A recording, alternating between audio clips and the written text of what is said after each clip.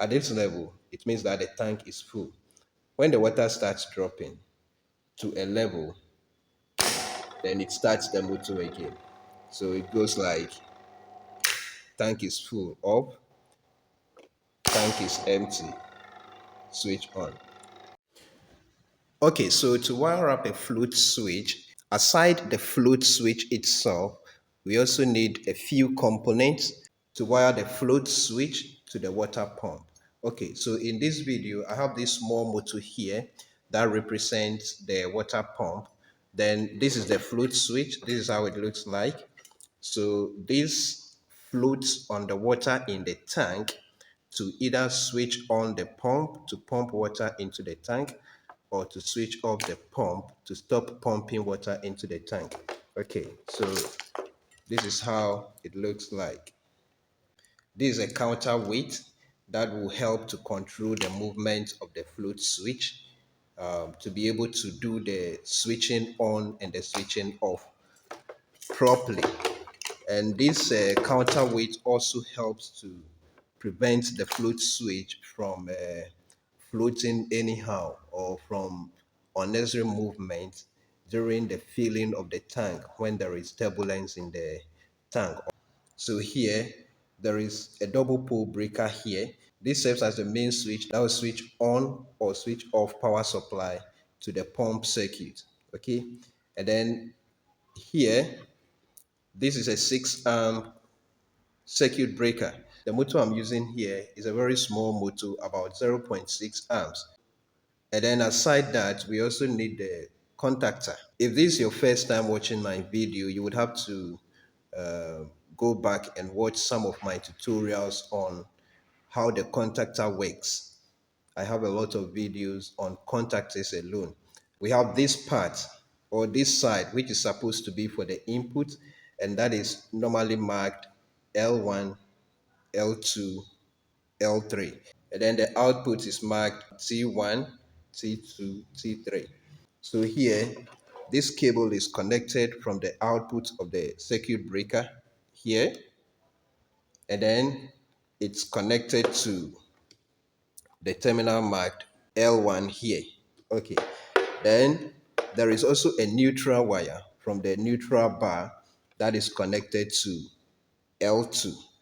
And that wire that is connected to L2 is looped to A2 on the contactor.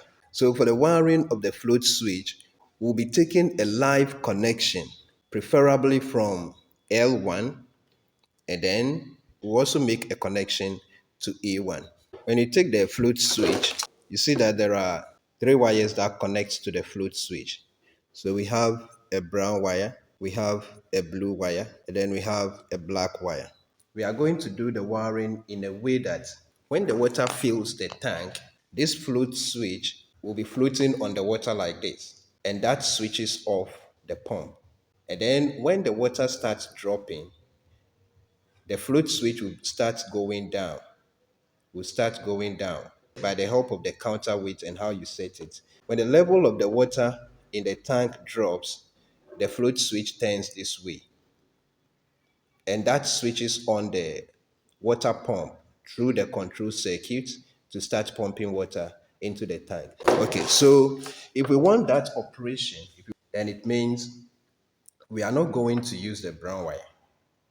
Okay, so we are going to make use of the blue and then the black. Now, the blue wire will connect to the live wire that is connected to L1. So we connect the blue here.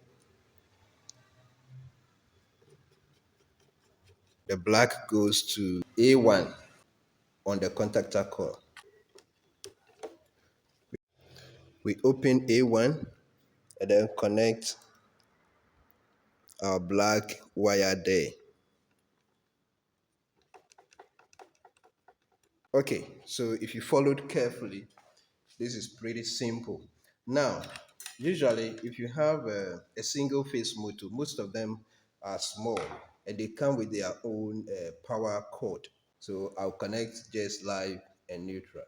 All right, so we connect the live to T1 on the contactor. And then we connect blue to T2. T2 is the output of L2. Let's switch on the supply and see how this works. So let's assume that the tank is empty, okay? And so per the arrangement, the float switch should be like this. And when it is like this, it activates the pump to start pumping water into the tank.